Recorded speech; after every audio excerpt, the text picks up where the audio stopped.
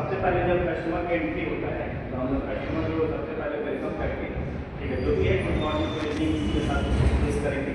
उसके बाद कस्टमर जब हमारे पास आते हैं तो उसके बाद उनसे उनका नीड को पहले हम लोग एनालाइज करेंगे कि क्या उनको जरूरत है। जैसे कि अपने पास तो गाड़ी रनिंग में तो 3-4 वेरिएंटी आती है, जैसे कि आपकी स्लाविया है, तुषार है, हाईलेट है, ज़्यादातर तो इसी के कस्टमर आते हैं। तो अगर जैसे कस्टमर का रिक्वायरमेंट है कि जैसे लोग ये देख रहे हैं तुषार देख रहे हैं, ठीक है, तो सबसे पहले जो है ना गाड़ी को जब भी कोई डेमो देंगे ना तो सबसे पहले गाड़ी के वेरिएंट के बारे में हम कस्टमर को बताएंगे, ठीक है। वेरिएंट को भी बताने से पहले जो है ना उसको कितने मतलब वेरिएंट में आती है तुषार वो हम लोग बताएंगे। जैसे कि सर हमारे पास जो है ये तुषार जो है 5 वेरिएंट में आती है। सबसे पहला वेरिएंट जो आता है क्लासिक आता है, दूसरा आपको सर सिग्नेचर, तीसरा आपको स्पोक लाइन आता है, चौथा प्रेस्टीज आता है और पांचवा आपको मोंटी कार्लो आता है, ठीक है।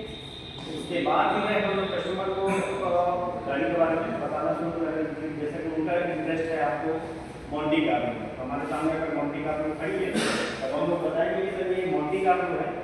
और सबसे पहले सर ये जो मोंटी कार्लो है 1.5 में है, हालांकि हमारे पास 1 लीटर में जो मोंटी कार्लो आती है और 1.5 में भी आती है। 1 लीटर में आपको DSI इंजन के साथ आती है और 1.5 में आपको DHG के साथ आती है, ठीक है। इसके बारे में बताने के बाद जो है ना हम लोग इसके इंजन के पावर के बारे में बात करेंगे। जैसे सर 1 लीटर में 115 PS का पावर और 175 Nm का टॉर्क आता है। वहीं से अगर 1.5 की अगर बात करें तो 150 PS का पावर और 250 Nm का टॉर्क आता है। तो हमारे सामने जो गाड़ी सर लगी है ये 1.5 है, ठीक है। तो इसमें सर फीचर्स की अगर बात करें तो सबसे पहले जो है ना देखेंगे कि हमारे यहाँ पे आपको रेन सेंसर वाइपर आ जाता है जो कि रेन के टाइम में जो है ऑटोमेटिक काम करता है, ठीक है। साथ में आपको काफ़ी चौड़े साइज में इसका विंडशील्ड आता है जो कि विंडशील्ड चौड़े होने की वजह से ड्राइवर और ड्राइवर को विजिबिलिटी अच्छी मिलती है इसमें, ठीक है। उसके बाद हम लोग मतलब टॉप से नीचे की तरफ आते हैं तो उसके बाद ये आता है जैसे बोनट वाला पार्ट है। तो बोनट को बताने के लिए हम उसको बताएंगे सर ये बोनट जो है आपको एरोडायनेमिक शेप में बताई गई है। एरोडायनेमिक शेप होने की वजह से एयर का फ्रिक्शन तक कम होता है, जिसकी वजह से गाड़ी जो है ना हाई स्पीड पे भी इसकी स्टेबिलिटी बनी रहती है। एरोडायनेमिक शेप की वजह से क्या होता है जैसे कि गाड़ी का जब गाड़ी रनिंग पोजिशन में होता है तो उसमें गाड़ी का फ्लो हवा का फ्लो इस पर पड़ता है, यहाँ से जो है ना हवा टकराते ही ऊपर की तरफ चले जाती है, तो जिसकी वजह से गाड़ी जो है ना आपका स्टेबल ज़्यादा रहता है, ठीक है। ये बताने के बाद हम लोग सब इसके लोगों के बारे में बात करें। अभी जैसे हम लोग बोनट पार्ट की बात कर रहे थे, बोनट पे ही आपको लोगो आ जाता है, तो लोगों की बात करेंगे सर ये राउंड शेप जो है ये दिखा रहा है कि हम लोग कंटिन्यूसली जो है ये दिखा रहा है कि हम लोग ग्लोबली वर्क करते हैं। और यहाँ पे साथ ही में आपको दिया हुआ है एरोप्लेन, इसका मतलब ये है कि हम लोग 130 सालों से कंटिन्यूसली आगे बढ़ते हैं, ठीक है।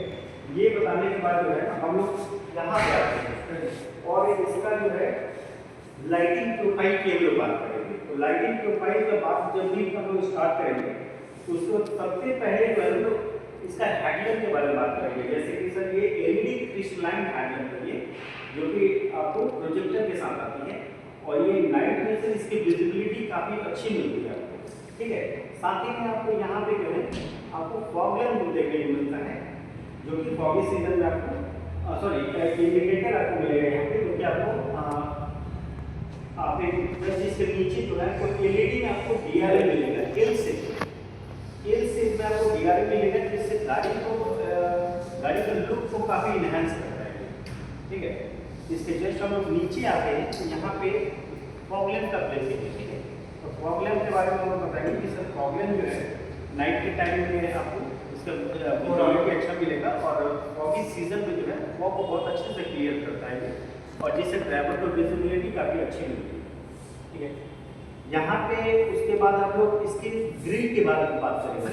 ग्रिल जो है ना सारी कंपनी का ग्रिल जो होता है ना अपना एक अलग अलग ग्रिल होता है, सभी कंपनी होता है उनके जैसे सिग्नेचर ग्रिल वो लोग होते हैं। ऑटोमोबाइल सेक्टर में जनरली सिग्नेचर यूज किया जाता है। जैसे कि स्कोडा का ये जो शेप है हेक्सागोनल शेप में है, तो बता सकते हैं कि सर ये जो आपको ग्रिल जो है हेक्सागोनल शेप में है, या आप ये भी बता सकते हैं कि टाइगर नोज ग्रिल भी है ये, क्योंकि इसका जो शेप जो है ना टाइगर के नोज के जैसा है, वो टाइगर नोज भी बोल सकते हैं या हेक्सागोनल शेप में भी बोल सकते हैं। ठीक है, उसके बाद हम लोग यहाँ पे आते हैं नीचे की तरफ, तो आपको यहाँ पे ये मिलता है वो एयर डैम मिलेगा। ठीक है, एयर डैम का यूज ऐसा है कि जैसे कि जितना इंजन कंपार्टमेंट है सारे इसके अंदर है। ठीक है, तो यहाँ से जब गाड़ी रनिंग कंडीशन में होगा ना तो एयर का फ्लो इसमें पड़ता है और उस पर कार्बोरेटर पे जाता है। ठीक है, जहाँ से इंजन को कूलिंग करने में हेल्प करता है। ये जनरली आपको जो है ना, वैसे कूलिंग का मतलब ये नहीं हुआ कि इंजन गर्म होती है, ऐसा नहीं है, क्योंकि बहुत लंबा रनिंग के बाद तो कोई भी इंजन हल्का गर्म तो होता ही है, तो वहाँ पे जो है ना आपको हेल्प करता है। फिर सबसे नीचे वाले भाग को हम लोग स्किड प्लेट बोलते हैं। स्किड प्लेट का मतलब ये होगा ना कि जैसे कि उसका लुक भी इनहांस हो रहा है। दूसरा ये है कि जैसे कि गाड़ी में जो छोटा मोटा स्क्रैच जो होता है जो झाड़ियों से लगता है उससे इसको बचाता है, एक लुक भी इनहांस हो रहा है। दूसरा ये कि जब हम लोग आगे का प्रोफाइल में जब भी हम लोग बात कर लेते हैं तो हम लोग लेफ्ट से राइट की तरफ बढ़ते हैं, हमेशा याद रखना है स्कोडा का है top to bottom left to right. ठीक है, लेफ्ट टू लेफ्ट या राइट टू लेफ्ट नहीं जाना है, लेफ्ट टू राइट जाना है। तो हम लोग यहाँ पे आते हैं, हम लोग लगभग यहाँ पे सारा चीज़ हम लोग कवर कर चुके हैं। उसके बाद हम लोग यहाँ पे टायर प्रोफाइल की बात करते हैं। ठीक है, तो टायर प्रोफाइल की जब भी बात करेंगे ना तो इसमें आपको 870 में टायर आएगा और डायमंड कट एलॉय के साथ आता है, क्योंकि ये हमारा है मोंटी कार्लो। तो मोंटी कार्लो है, तो मोंटी कार्लो का जो भी ये आपको आएगा एलॉय जो आएगा थोड़ा सा यूनिक सा होता है और डुअल टोन में होता है। ठीक है, सिल्वर और पियानो ब्लैक फिनिश के साथ आता है, 17 इंच का। फिर से आप यहाँ पे जब देखेंगे तो मोंटी कार्लो का फेंडर पे बैजिंग आपको मिलता है। हालांकि इस पार्ट को फेंडर बोलते हैं। ठीक है, इस पार्ट को फेंडर बोलते हैं, तो इसको क्या बोलेंगे कि फेंडर गार्निश भी बोलते हैं, कि आपको फेंडर पे मोंटी कार्लो का बैजिंग मिलेगा। साथ में आपको यहाँ पे जब देखेंगे तो ऑटो फोल्डेबल और इलेक्ट्रिकली एडजस्टमेंट आपको मिलेगा। इलेक्ट्रिकली एडजस्टमेंट का क्या मतलब हुआ कि अंदर से जो है मिरर को जो है इलेक्ट्रिकली हम लोग एडजस्ट कर सकते हैं। और ऑटो फोल्डेबल का मतलब ये हुआ कि गाड़ी को हम लोग स्विच ऑफ करते हैं जब ये ऑटो फोल्ड हो जाता है, इलेक्ट्रिकली मतलब ऑटो फोल्ड हो जाएगा। ठीक है, हाथ से आपको करने की जरूरत नहीं है, ऑटो फोल्ड हो जाएगा। साथ में जैसे हम लोग ग्राउंड क्लियरेंस के बारे में जरूर कस्टमर को बताएंगे, क्योंकि ग्राउंड क्लियरेंस इंडियन मार्केट के हिसाब से बहुत ही ज़्यादा जरूरी होता है और कस्टमर का सबसे बड़ा क्वेश्चन भी होता है कि कितना ग्राउंड क्लियरेंस है गाड़ी। ठीक है, तो ग्राउंड क्लियरेंस के बारे में हम जरूर बात करेंगे और कस्टमर को बताएंगे। तो 190 mm का जो है इसमें ग्राउंड क्लियरेंस आपको देखने को मिलेगा। ठीक है, और यहाँ पर रिक्वेस्ट सेंसर भी आपको मिलता है 1 टच में। ठीक है, 1 टच में इसको ऑपरेट कर सकते हैं। उसके बाद ये बताने के बाद हम लोग सबसे पीछे आके हम लोग बैक प्रोफाइल के बारे में हम लोग बात करेंगे। ठीक है, बैक प्रोफाइल में भी कहीं से कोई छूट ना जाए, इसलिए हम सबसे पहले ऊपर से शुरू करेंगे। तो इसके अंदर आपको साथिल एंटीना मिल जाएगा। ठीक है, साथिल एंटीना हो या नॉर्मल एंटीना, कोई भी एंटीना हो, एंटीना का काम क्या होता है? गाड़ी के अंदर जो लगी है ना आपको रेडियो की फ्रीक्वेंसी को बढ़ाना और साउंड क्वालिटी को इंक्रीज करना। ठीक है, जिसमें आपका साउंड का क्वालिटी हो ज़्यादा अच्छे तरीके से है। फिर इस पार्ट को जो है हम रियर स्पॉइलर बोलेंगे और इनबिल्ट आपको जो है यहाँ हाई माउंटेड स्टॉप लैम्प मिलता है। हाई माउंटेड स्टॉप लैम्प का यूज क्या है? जब हम बड़े चलाएंगे तो ये लाइट ग्रीन जले ताकि पीछे वालों को पता चल जाए कि मतलब ये कि गाड़ी का पोजीशनिंग पता चलता है। रनिंग में ऐसा खड़ा है गाड़ी, ये आपको पता चल जाएगा कि गाड़ी रनिंग पोजीशन पे है, ये चल रहा है।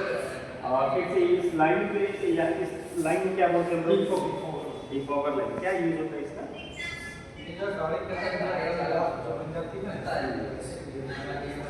ठीक है, ठीक है। साथ में आपको चूंकि मोंटी कार्लो वेरिएंट है तो यहाँ पे आपको वाइपर और वॉशर भी मिल जाता है। स्कोडा के यहाँ पे आपको बैजिंग भी मिल जाएगा। ठीक है, और इस टेल लैम्प की अगर बात करें तो एलईडी में टेल लैम्प आपको मिलता है जो कि काफ़ी प्रीमियम सा फील करता है। ठीक है, आप देख रहे होंगे कि देखिए बहुत सारी कंपनी में जो है ना आज के ट्रेंड चला हुआ है कि पूरा कनेक्टिंग किया हुआ है, क्योंकि स्कोडा जो है प्रीमियम ब्रांड है, तो इसमें जो ना बाकी कंपनी है तो ये अपने आप को थोड़ा सा अलग रखता है, ठीक है। तो इसलिए कनेक्टिंग जो है थोड़ा सा परहेज करता है। अगर दे भी रहा आप हमारे पास जो नई अभी कुशाब की वाली है उसमें कनेक्टिंग आपको मिल रहा है, लेकिन उसका भी कनेक्टिंग जो है थोड़ा सा यूनिक टाइप का है, नॉर्मल कंपनी से करो। हाँ थोड़ा सा यूनिक है, ठीक है। उसके बाद हम लोग बूट जो है ना ओपन करते हैं, और बूट को जो है सबसे पहले लीटर में हम लोग बात करते हैं। तो इसमें 385 लीटर का आपको बूट स्पेस मिलेगा, कितना 350 लीटर, और सीट भी फोल्ड होता है, कितने 60-40 में फोल्ड होता है। 100% फोल्ड होने के बाद कितना कैपेसिटी हो जाएगा, लगभग 1300 लीटर का होगा, ठीक है।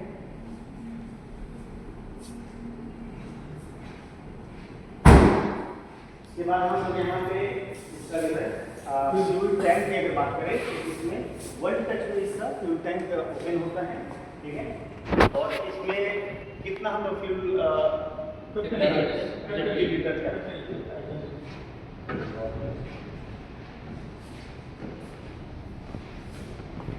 उसके बाद हम लोग इंटीरियर के बारे में बात करें, फीचर्स के बारे में। तो सबसे पहले जो है ना ये मोंटी कार्लो है, ठीक है।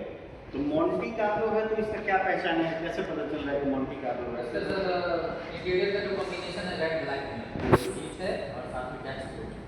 अच्छा डैशबोर्ड सीट है वो तो सब में रहता है, नहीं सर मोंटी कार्लो में नहीं आती है रेड एंड ब्लैक। ये पहचान है कि मोंटी कार्लो का कि पूरा इंटीरियर जो है इसका रेड और ब्लैक में रहता है। और दूसरा सर ऑटोमेटिक नहीं आती है। हाँ ये ऑटोमेटिक में ही आएगी, 1 लीटर में भी ऑटोमेटिक और 1.5 में भी ऑटोमेटिक आएगी, ठीक है। लेकिन ये पूरा रेड एंड ब्लैक में ही होता है। इसमें जो है आपको फुल ब्लॉक बॉक्स देखने को मिलेगा, एम्बिएंट लाइट मिल जाएगा, 10.25 इंच का डिस्प्ले होगा। ये देखिए डिस्प्ले जो है कितना मतलब एंड्रॉइड पर में सपोर्टेड है, वायरलेस, ठीक है। इसमें भी आपको ऑटोमेटिक क्लाइमेट कंट्रोल के साथ देती है, ये एयर प्यूरिफायर, ठीक है। आपको इसमें चार्जिंग मिल जाएगा और स्टीयरिंग पे ही आपको सारा कंट्रोल मिलता है, ठीक है। स्टीयरिंग सर्किट, हाँ स्टीयरिंग आपका गियर तो टेलीस्कोपिक दोनों होगा। और इस साइड जो है क्या होगा, इस साइड का बटन्स क्या है, लेफ्ट वाला जो बटन है उससे हम सिस्टम का टच स्क्रीन कंट्रोल कर सकते हैं, पोर्टेबल बन जाएगा। और इधर का एमआईडी डिजिटल प्लेसमेंट, ठीक है। कुछ बटन आपको स्टार्ट मिल जाता है और आपको दूर से सारा कंट्रोल आपको मिल जाएगा और वीडियो, ठीक है। अब